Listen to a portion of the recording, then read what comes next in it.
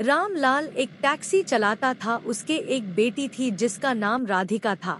एक दिन जब रामलाल घर पहुंचा तो राधिका बोली, पिताजी, मुझे कॉलेज में दाखिला लेना है, आप मुझे कॉलेज में दाखिला दिला दो।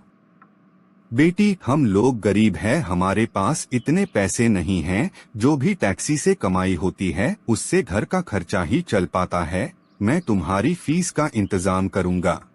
रामलाल राधिका का एक अच्छे कॉलेज में एडमिशन करवा देता है। हाय, मेरा नाम जूली है और तुम्हारा नाम क्या है? मेरा नाम राधिका है। ठीक है, आज से हम दोनों दोस्त हुए। इतनी जल्दी? अभी तो हम पहली बार मिले हैं। मैं तो दोस्ती करने में टाइम नहीं लगाती, मुझे तुम अच्छी लगी तो दोस्ती के लिए कह दिया। ठीक है, दोस्ती पक्की। राधिका, चलो मैं तुम्हें तुम्हारे घर छोड़ देती हूँ। नहीं जूली, मैं चली जाऊंगी। अरे यार बैठो, मैं भी वहाँ से निकलूंगी। मुझे कौन सा तुम्हें स्पेशल छोड़ने जाना है। राधिका, चलो एक कप चाय पी कर चलते हैं। नहीं जूली, मुझे घर जाने में देर हो गई तो पिताजी गुस्सा होंगे। यार तुम चिंता क्यों करती हो, मैं गाड़ी थोड़ी तेज चलाकर तुम्हें टाइम पर पहुंचा दूंगी। जूली राधिका को अपने साथ एक रेस्टोरेंट में ले जाती है। राधिका मना भी करती है मगर वह नहीं मानती। दोनों की दोस्ती गहरी होती जाती है। अब तो जूली हमेशा राधिका को कभी कुछ न कुछ खाने के लिए ले जाती। राधिका, ये लोग पैसे वाले हैं, हम लोग इनकी बराबरी नहीं कर सकते, तुम इनसे दोस्ती मत रखो। पिताजी, जूली ऐसी लड़की नहीं है, आप उसको उन लोगों जैसा मत समझो। वह बहुत सीधी है, उसके अंदर थोड़ा भी पैसे का घमंड नहीं है। बेटी, मेरा तुम्हें समझाने का फर्ज था तो मैंने समझा दिया, बाकी तुम्हारी मर्जी। एक दिन दोनों पार्क में बैठे होते हैं। जूली, अब हमारा कॉलेज भी खत्म हो गया है, कल से हम दोनों ही अपने अपने कामों में व्यस्त हो जाएंगे। मुझे भी नौकरी ढूंढनी है पिताजी की मदद करने के लिए। वह सुबह शाम टैक्सी चलाते रहते हैं।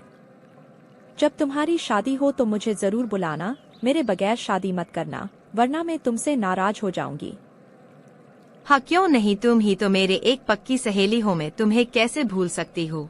दिन महीने करके कुछ साल भी निकल जाते हैं। एक दिन जूली की शादी तय हो जाती है। वह सोचती है मैं सबसे पहले राधिका को बताऊंगी। वह राधिका के घर के लिए निकल जाती है। जूली जब राधिका के घर पहुंचती है तो वह घर पर नहीं होती।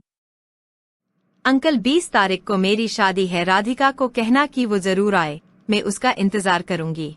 ठीक है, मैं राधिका को बता दूंगा। रामलाल राधिका को नहीं बताता है और जूली की शादी हो जाती है और वह अपने पति के साथ विदेश चली जाती है। राधिका को जब पता चलता है तो वह अपने पिता से कहती है, पिताजी, आप सही कहते थे, ये लोग पैसे वाले हैं, इनके लिए दोस्ती कुछ नहीं होती। जूली मुझसे कह रही थी कि अपनी शादी में मुझे बुलाएगी, मगर नहीं बुलाया, मैं भी उसे नहीं बुलाऊंगी। कुछ समय बाद राधिका की भी शादी हो जाती है। राधिका, तुमने अपनी सहेली जूली को शादी में नहीं बुलाया। तुम तो कहती थी कि जूली तुम्हारी एक ही पक्की सहेली है। हाँ, जूली मेरी पक्की सहेली थी मगर उसने भी मुझे अपनी शादी में नहीं बुलाया। मैंने उसे कहा भी था कि मुझे अपनी शादी में जरूर बुलाना। उसके पिता बहुत पैसे वाले हैं, शायद इसलिए मुझे नहीं बुलाया होगा। अब जूली कहाँ है? मैंने सुना है उसकी शादी एक बड़े डॉक्टर से हुई है जो उसे अपने साथ कहीं विदेश में ले गया है। एक दिन किशोर की तबीयत अचानक खराब हो जाती है तो राधिका उसे डॉक्टर के पास ले जाती है। किशोर जी, आपकी तबीयत ठीक नहीं है, आपको कैंसर की शिकायत हो गई है, जिसके लिए आपको विदेश में जाकर अपना इलाज करवाना पड़ेगा। अगर आप देर करेंगे तो आपकी जान भी जा सकती है। अगर मेरी मानते हो तो 1 हफ्ते में आपको जाना पड़ेगा। डॉक्टर साहब, इसका इलाज यहाँ नहीं हो सकता क्या? विदेश जाने में तो काफी रुपया लगेगा। आपके इलाज में लगभग 50 लाख रुपया लगेगा, आप जल्दी से जल्दी इंतजाम कर लीजिए।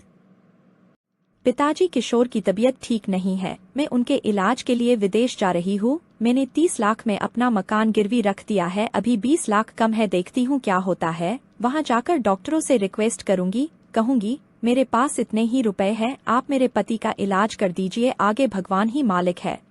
बेटी, मेरे पास भी कुछ नहीं है जो मैं तुम्हारी मदद करता। तुम आराम से जाना और इलाज कराकर घर आना। फिर राधिका किशोर को लेकर विदेश चली जाती है। वहाँ वह किशोर को डॉक्टर को दिखाती है तो वह कहता है, यंग मैन, तुम्हारी रिपोर्ट देखी, तुम्हारा इलाज जल्दी शुरू करना पड़ेगा। घबराव नहीं, ऊपर वाले ने चाहा तो सब ठीक होगा। आप बाकी पेमेंट का इंतजाम कर लीजिए, हम आपके पति का इलाज शुरू कर रहे हैं।